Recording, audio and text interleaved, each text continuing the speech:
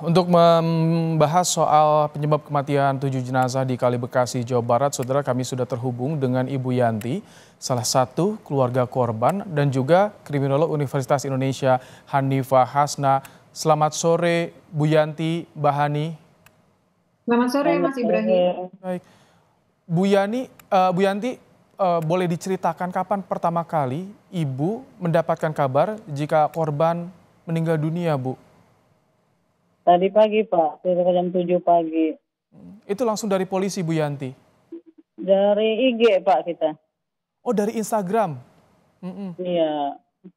Itu terakhir kali korban izin keluarga pergi kemana, Bu? Dan kapan, Bu?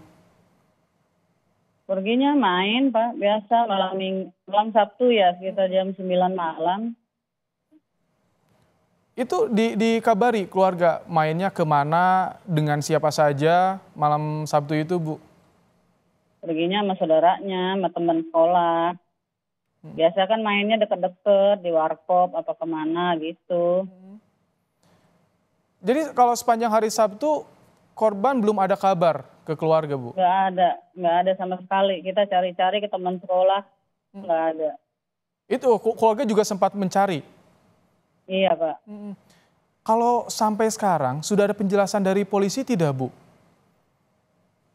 Ya kita lagi nunggu hasil otopsi ya Pak. Oh, ke rumah sakit Polri? Iya Pak.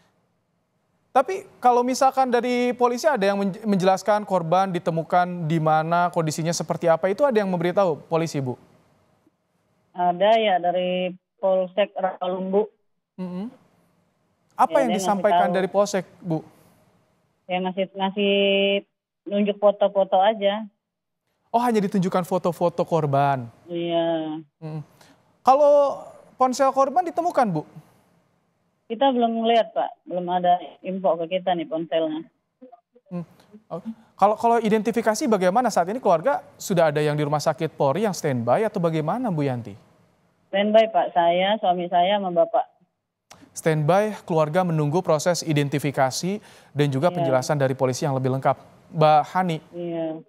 Mbak Hani, Ibrahim, ini tadi Kapolda ikut menyusuri, akan juga melibatkan Propam. Tapi sebelum ke soal Propam, Polda sempat menjelaskan soal ini ada patroli, takut. Bagaimana untuk pembuktian soal ini, Mbak Hani? ya baik. Sebetulnya ini memang sudah kasus yang dari tahun ke tahun, dari bulan ke bulan ya, dimanapun berada di kota manapun selalu ada. Ini yang membuat miris. Sebelumnya saya ucapkan ikut berbelasungkawa kepada Ibu Yanti atas berpulangnya putra terkasihnya. Semoga amal ibadahnya diterima di sisi Allah Subhanahu wa Ta'ala. Amin. Ini sungguh kasus yang sangat menghancurkan jiwa orang tua ya Mas ya. Selama ini kita nggak tahu sebetulnya yang terjadi seperti apa. Kan ini baru hari ini kan, jadi kita belum terang benderang sebetulnya seperti apa kejadian yang sebenarnya. Apakah anak-anak ini jatuhnya ke sungai itu diceburkan atau menceburkan diri, ini belum terang. Jadi kita masih membutuhkan saksi dan bukti untuk menentukan sebetulnya apa yang terjadi. Tapi kalau misalkan patroli, takut, kalau kita biasanya melihat patroli kan ada persuasif ya, Mbak Hani. Tidak serta-merta ada penekanan atau kanan. Kalau melihat ini ada yang janggal tidak menurut Anda, Mbak Hani?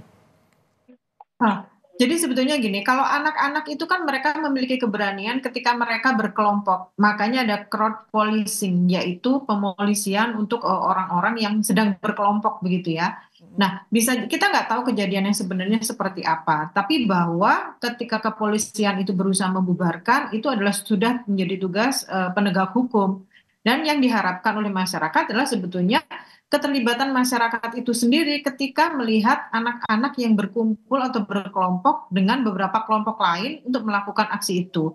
Selain itu, ada polisi cyber yang sebetulnya seharusnya sudah mengetahui malam itu akan ada kejadian tawuran. Nah, ini yang harus kita ketahui. Jadi, kita harus tetap mengumpulkan saksi dan bukti untuk membuat kasus ini menjadi terang benderang. Oke, kita akan simak terlebih dahulu keterangan dari Kapolda Metro Jaya, Irjen Karyoto, terkait dengan penyebab kematian 7 jenazah di Kali Bekasi, Jawa Barat. Kita simak bersama.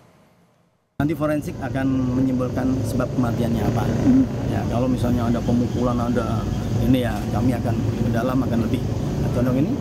Habis Propam sudah saya hadirkan dari awal, dan saya juga minta nanti Propam dari Mabes juga suruh turun untuk mengawasi kami. Apakah yang dilakukan oleh penyidik-penyidik itu benar? Ya, saya katakan kalau memang ada kelalaian ya pihak-pihak tertentu akan kami minta pertanggungjawaban. Gitu ya. Mbak Hani, forensik Ya. melibatkan, Propam juga. Kalau misalkan Anda melihat dari penjelasan polisi ada yang disampaikan tidak dugaan ciri-ciri kekerasan sebelum korban meninggal, Mbak Hani? Iya, jadi memang ketika sudah ditemukan jenazahnya harus diperiksa dengan seksama, terutama apakah ada seperti yang disampaikan yang tadi itu, apakah ada luka-luka yang disebabkan oleh benda tajam akibat pemukulan atau akibat benturan di sungai itu sendiri.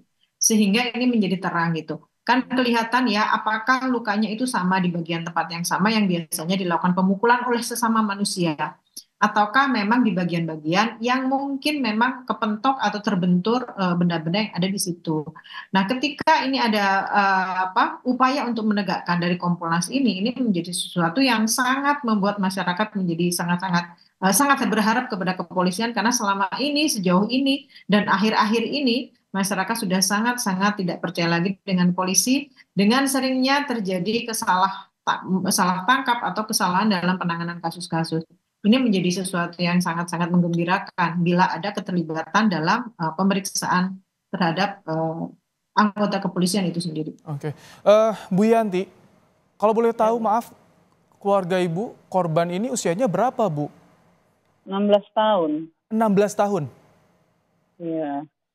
Sudah memang sering berkumpul dengan 6 korban lain yang ditemukan meninggal dunia ini, Bu? Enggak pernah, Pak. Ini kan dia diajak sama temennya. Oh, diajak teman-temannya. Betul, Bu. Terakhir kali korban mengenakan pakaian atau jaket warna hitam, Bu, ketika ditemukan atau sebelum kejadian, Bu? Warna biru. Ibu ketika mendapatkan informasi korban melalui Instagram, Ibu ngobrol juga tidak, Bu, dengan keluarga korban yang lainnya, Bu? Ya, yang ngajak dia mah selamat, ada di Polsek Rawalumbu. Oh, jadi ada yang selamat, itu keluarganya sudah ngobrol juga dengan keluarga Ibu, Bu, soal ini, Bu? Ya, kita juga baru tahu tadi pagi, Pak, kalau yang selamat itu ada di Polsek Rawalumbu. Oh, sudah ada di Polsek. Kalau penemuan ada korban yang selamat ini, seperti apa ceritanya, Bu, dari yang korban selamat, Bu? Kita dari mulut ke mulut aja ya. Si yang ini ketemu di Polsek Rawalumbu. Nah, kita inisiatif, saya lari ke Polsek Bantar Gebang, Rawalumbu, Jati Asih. Ternyata punya kita ditemukan dengan ciri-ciri yang ada ya, yang sama. Udah meninggal gitu. Diceritain tidak, Bu, ketika Sabtu pagi itu kejadiannya seperti apa, Bu? Belum, Pak, kita belum ada cerita-cerita. Belum ada cerita-cerita. Ibu tadi ditunjukkan juga fotonya sudah lihat, Ibu, foto korban keluarga Ibu? Sudah, Pak. Kondisinya bagaimana? Apakah ada yang luka atau bagaimana, Bu, ketika ditunjukkan, Bu? Nggak ada yang luka sih, Pak, cuman biru-biru bengkak itu ya. Oh, ada luka biru-biru? Bukan luka biru, emang udah bengkak kali ya, jadi udah pada membiru gitu. Oh, berarti setelah ditemukan ada bengkak-bengkak seperti itu ya, emang ketika ditemukan di kali itu, Bu, ya? Iya. Ibu ada imbauan dari polisi tidak, Bu, soal ini, Bu? Halo, Bu Yanti? Ya, halo. Ada imbauan dari polisi soal ini, Bu? Apa yang Belum, Pak. Belum ada? Belum. Oke. Mbak Hani, kalau misalkan ini di lokasi ditemukan di Kali Bekasi, kemudian juga kalau misalkan kita mendapatkan informasi dari BPBD Bekasi sebetulnya kali masih surut. Bagaimana soal penjelasan ini?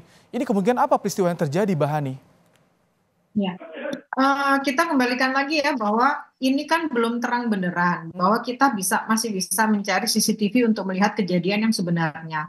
Selain kita mengumpulkan para saksi orang-orang yang berada di situ. Nah, yang kita ketahui dari Ibu Yanti pun, teman-temannya pun belum memberikan informasi yang jelas gitu ya. Tapi yang harus kita ketahui adalah ketujuh korban ini menceburkan diri untuk menyelamatkan diri atau diceburkan. Ini saja. Atau diceburkan itu dalam kondisi seperti apa? Dalam kondisi dia masih sadar atau dalam kondisi yang sudah tidak sadar karena terjadi pemukulan atau yang lain-lain tadi itu. Karena bagaimanapun juga mungkin tugas polisi untuk menertibkan, untuk melumpuhkan mereka dengan melakukan pemukulan yang ini sudah jelas menyalahi aturan dari SOP dalam penangkapan tawuran tersebut. Ini peristiwa tawuran juga kita belum mendapatkan info jelas sudah terjadi atau belum. Ini yang perlu diungkap juga, bahannya. Ya, betul sekali. Sebetulnya yang harus kita soroti adalah anak-anak ini kenapa bisa lolos dari pengawasan, gitu ya. Kita kita tidak mau menyalahkan siapapun, gitu ya. Bahwa remaja ini kan dari usia yang sangat labil. Kadang ada yang memang mereka sedang bermasalah dengan satu kelompok, tapi ada beberapa anak yang mereka itu melakukan konformitas, ikut-ikutan. Ini kan yang membuat ini menjadi sesuatu yang sangat besar gitu ya, terjadi terus-menerus. Ada lagi yang karena peer pressure ketika dia tidak mau mengikuti teman-temannya, mereka tidak akan dilibatkan dari pertemanan itu. Ini yang membutuhkan upaya preventif sehingga tidak akan terjadi lagi. Kalau secara itu sendiri ini belum terang benderang karena masih dalam proses penyidikan. Masih menunggu proses investigasi. Terima kasih Mbak Hanifah Hasna, Kriminolog Universitas Indonesia telah berbagi pandangan di program Kupas Petang, dan Bu Yanti, kami ucapkan turut berduka cita atas meninggalnya korban. Semoga ada informasi lebih lanjut dari polisi soal ini, Bu. Terima kasih Bu Yanti, Mbak Hani untuk waktunya di Kupas Petang hari ini.